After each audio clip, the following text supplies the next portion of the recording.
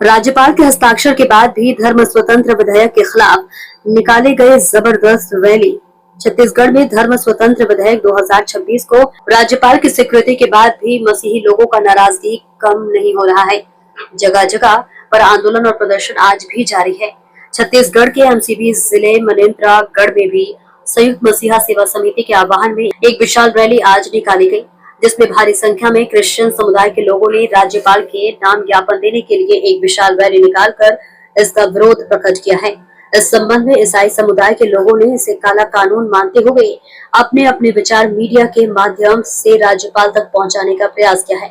उन्होंने अपनी नाराजगी व्यक्त करते हुए इस काले कानून को वापस लेने और संशोधन करने की बात भी समुदाय के लोगों ने कहा कि जिसकी सीधी तस्वीरें इस रैली की हम दिखाने जा रहे हैं और लोगों से बात भी करेंगे कि इतने भीषण गर्मी के बावजूद भी लोगों ने इसका विरोध प्रकट करने के लिए दूर दूर से गांव-गांव से लोग यहाँ एकत्रित हुए थे।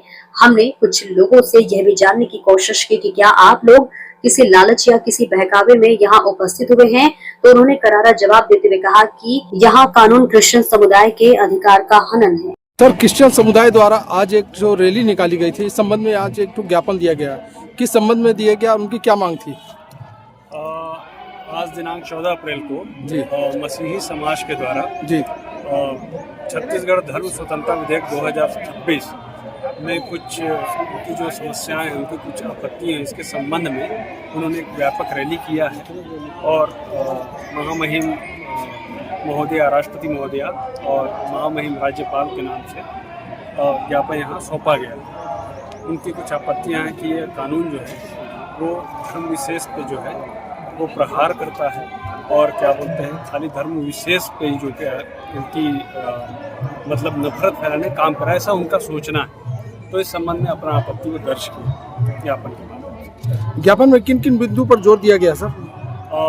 इसमें ये ज्ञापन में दिखाया गया है कि ये जो कानून जो पास किया गया वो भारत के संविधान से मेल नहीं खाता, उसके कुछ जो आर्टिकल्स हैं उनसे समानता नहीं रखता है और जो भी है इसमें एक पक्षीय है और जिससे क्या है धर्म विशेष के जो समुदाय के लोग हैं, धर्म विशेष के लोग हैं, उनकी जो है धार्मिक भावनाएं आहत होती हैं। चलिए, बहुत बहुत धन्यवाद। आपका नाम? मेरा नाम संजीवन लाल है। संजीवन जी, आज जो क्रिश्चियन समुदाय की जो रैली निकाली गई थी, किस मकसद से निकाली गई और किन बिंदुओं पर ये रैली का तात्पर्य था? देखिए, पूरे छत्तीसगढ़ में जो है क्रिश्चियन समुदाय द्वारा जो है धर्म विधेयक 2026 के विरोध में पूरे जिले में सरकार के इस धर्म विधेयक के विरोध में, इस काले कानून के विरोध में ज्ञापन सौंपा जा रहा है, आपत्ति दर्ज किया जा रहा है। तो उसी तारतम्य में हम लोग ने आज 14 अप्रैल को, चूँकि आज एक बहुत खास और विशेष दिन है, हमारे भारतीय संविधान के रचयिता और जो लेखक हैं, जिनके द्वारा हमारे भारत में जो संविधान जो लागू किया गया चल रहा है, उसको फॉलो हम लोग कर रहे हैं, डॉक्टर भीमराव अंबेडकर जी का जयंती है।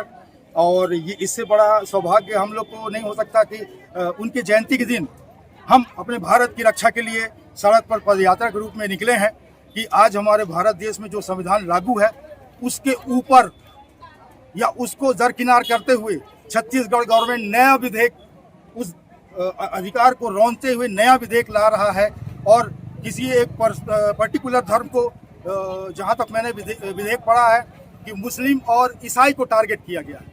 तो ये विधेयक जो है वो डायरेक्ट धर्म को निशाना बनाया गया है, आहत किया गया है, यह धर्म के ऊपर प्रहार है।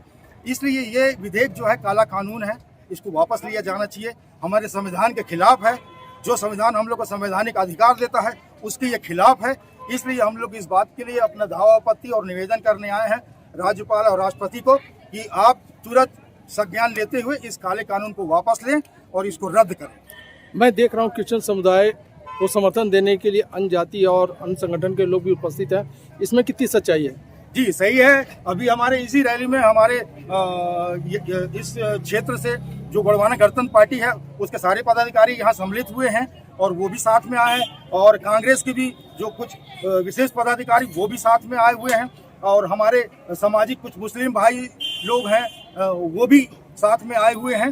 तो ये जो काला कानून है इसमें कोई शक नहीं कि ये जो पद यात्रा है ये जन जन तक आंदोलन के रूप में रूप ले रहा है और इसका अंतिम निर्णय होगा कि छत्तीसगढ़ को ये काला कानून वापस लेना पड़ेगा। चलिए बहुत बहुत